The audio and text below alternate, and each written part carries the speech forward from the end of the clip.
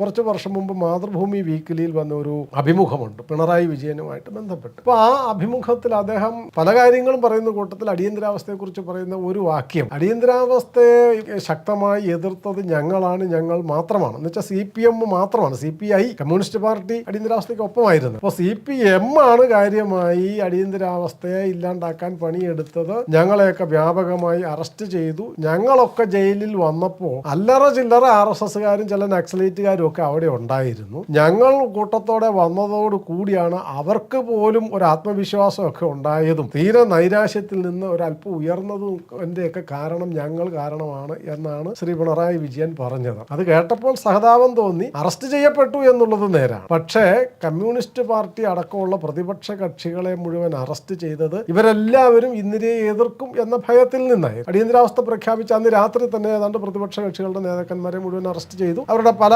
അണികളെയും arrest ചെയ്തു. ആ കൂട്ടത്തിൽ ആയിരക്കണക്കിന് CPMകാരെ അറസ്റ്റ് ചെയ്തു. പക്ഷെ അതിനുശേഷം ഈ സമര പരിപാടികളൊക്കെ പ്രഖ്യാപിച്ചു. അതല്ലെങ്കിൽ ഒരു ജൂൺ 25-നാണല്ലോ പ്രഖ്യാപിക്കുന്നത് രാത്രി. ജൂലൈ ഒരു 11-12 ശേഷം CPM ഒരു സമരവും നടത്തിയിട്ടില്ല. സമരമേ നടത്തിയിട്ടില്ല. അതിന് മുൻപുള്ള ചില പ്രതിഷേധ പ്രസ്താവനകളും കാര്യങ്ങളൊക്കെ ഉള്ളൂ. അറസ്റ്റ് വ്യാപകമാവുകയും മർദ്ദനം തുടങ്ങുകയൊക്കെ ചെയ്തതിന് ശേഷം CPM ഒരു തരത്തിലും അവര് ലോക സംഘർഷ സമിതി എന്ന് പറയുന്ന ഒരു പ്രസ്ഥാനം നമ്മൾ ഉണ്ടാക്കിയായിരുന്നു. മുഴുവൻ അടിയന്തരാവസ്ഥ വിരുദ്ധ പ്രവർത്തനങ്ങളെയും നേരിടാൻ വേണ്ടി പ്രതിപക്ഷ കക്ഷികളെ എല്ലാം ചേർത്തുകൊണ്ട് രാഷ്ട്രീയ സ്വയംസേവക സംഘം മുൻകൈ എടുത്തിട്ടുണ്ടാക്കിയതാണ് ലോക സംഘർഷ സമിതി. ആ ലോക സംഘർഷ സമിതിയിൽ അതിൽ ഉൾപ്പെടണം എന്ന് പറയാൻ വേണ്ടി CPMനെ സമീപിച്ചിരുന്നു അന്നത്തെ നേതാക്കൾ, നമ്മുടെ നേതാക്കൾ. അപ്പോൾ അതിന് പറ്റില്ല എന്ന് പറയുകയും ഞങ്ങൾ വേറെ സമരം നടത്തുകയാണെന്നാണ് അന്ന് പറഞ്ഞത്. പക്ഷെ അവർ വേറെ സമരം നടത്തിയില്ല. അപ്പോൾ അങ്ങനെ സമരം നടത്താതിരിക്കുകയും ഇതിനെ ഫലപ്രദമായി ചെറുത്തു തോൽപ്പിക്കാൻ പണിയെടുക്കാതിരിക്കുകയും ജനാധിപത്യം വീണ്ടെടുക്കുന്നതിന് സ്വയം ബലിയാവാതിരിക്കുകയും ചെയ്ത